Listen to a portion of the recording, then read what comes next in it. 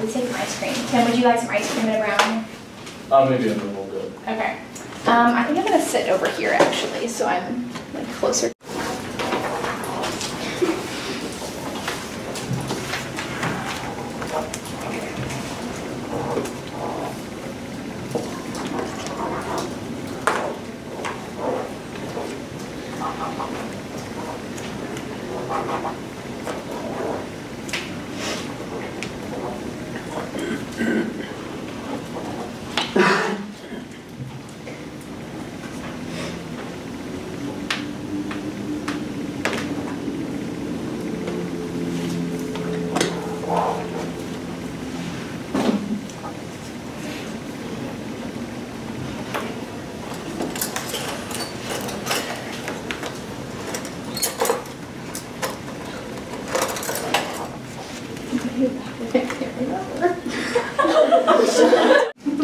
Yeah, so go ahead and just say what your number is before you start speaking. You don't have to raise your hand or anything. That's more thoughts, I guess. I think somebody mentioned the number of drinks. Does anybody have any more thoughts on like what, I guess, on every college campus?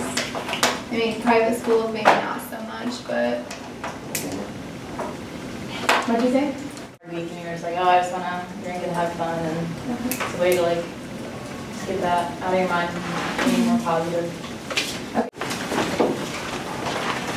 Can you ask them to this? Number 5, going off that with the goofy part, it takes away a lot of anxiety. So it's like liquid courage, literally. Yeah. You can do it. You can go. Decisions, and then it might not have been that big of a deal. Like you might be overthinking it. Usually, I feel like I'm overthinking it, and you're just like you kind of just have to deal with that for like the next couple hours or a day or so about. Like you were saying, the morning after feeling that just like the fun reminiscing and ever again. And then I've had some where it's like, okay, can we do this again? Like this was fun. Let's go. So it just kind of depends on. Don't often or rarely like see a need to stop. Nothing really truly terrible happens. Okay. So we kind of hit on this a little earlier. So you're saying that. Agree with that. Okay. Yeah. Would everybody, is that a consensus? Does anybody want to refute that, I guess? What way this can be? A lot of drinks have like a lot of calories and stuff like that. So, like, never mind, I get what she's saying. Like, people trying to lose weight, and it's a huge, like, especially beer, it's gonna cause you to lose a lot of weight, gain a lot of weight. So Start until you can kind of figure out how many I'm comfortable with, how many drinks, and then as your tolerance builds, of course. So there are a lot of factors in taking, but those guidelines generally are pretty good that we see posted around university or online and places. So which of the consequences that we've discussed scares you the most? And just explain kind of why, I guess. What? If I was sober, like I hear like issues about that like every weekend. Okay. Number 8, I had heard it more. So when you, I guess not only with sexual assault, but if you had a friend who was, Or I do feel like I just like have my friends' backs more. Like or I feel like my friends have my backs more. how do you don't, personally, like, number 9, I don't ever leave anywhere without my friends. Yeah. I'm not gonna go to a party without my friends, and I'm not gonna leave the party without my Or friends. it's almost like we always have like a radar on each other. Yeah. We kind of like. drink, or is it just on certain days where you think that you might need to do that? No, it's anytime I drink because I don't want to become one of those statistics because that is something I can control. Okay. So what other kinds of methods, I guess, do you use when you're drinking to try to be more aware, be more in control of what you're doing, to try to prevent any of those bad consequences from happening? What kinds of? Number 1, I always like. I feel like everybody has their kind of thing where they can tell that they're just getting too bad. Like I like mumble my words really bad. That's when I know it's like, okay, I should probably not. And I know other people have like they can't walk straight or they have something where they just know it's like, okay, I should probably stop by now. So you think everybody kind of has their own, like? You have to like. When I say when, that they let me say when, and I've got other friends that are like, well, you're not drunk yet, keep going, you gotta get on this level. Yeah. So. I just want to, so you had kind of said that when you're more comfortable, that you're willing to drink more because you know the of your limits, then you will be more careful of how you drink. Would everybody kind of agree with that? So you don't have any, so, I have like one person that I know is like not going to leave me.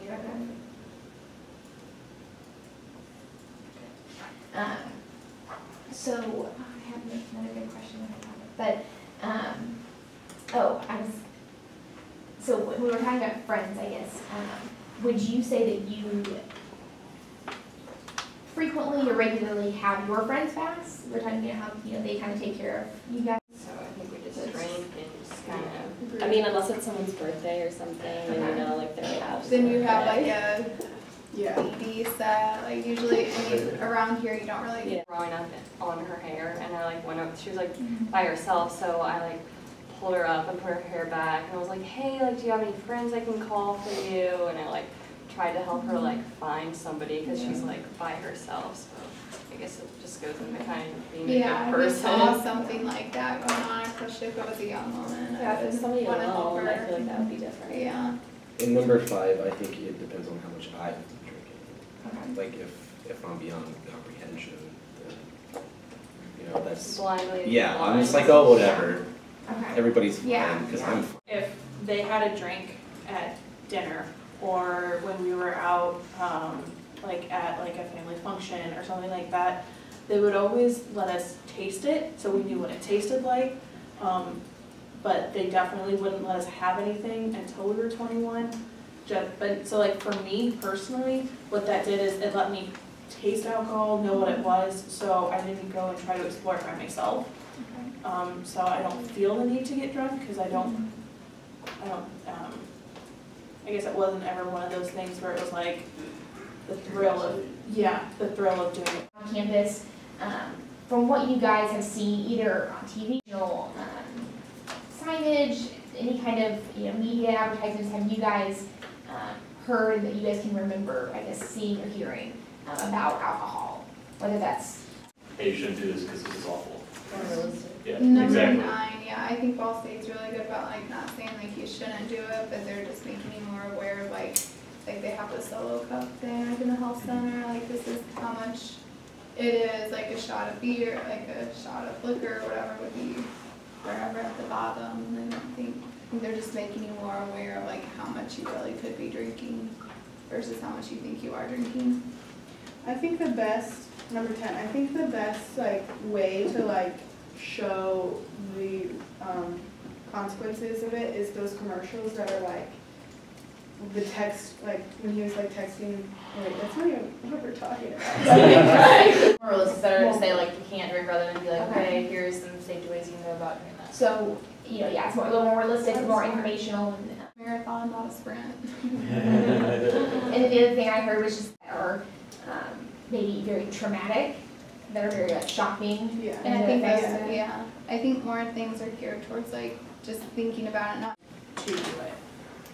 Because it's a, don't tell me I can't, because then I'm gonna prove you wrong.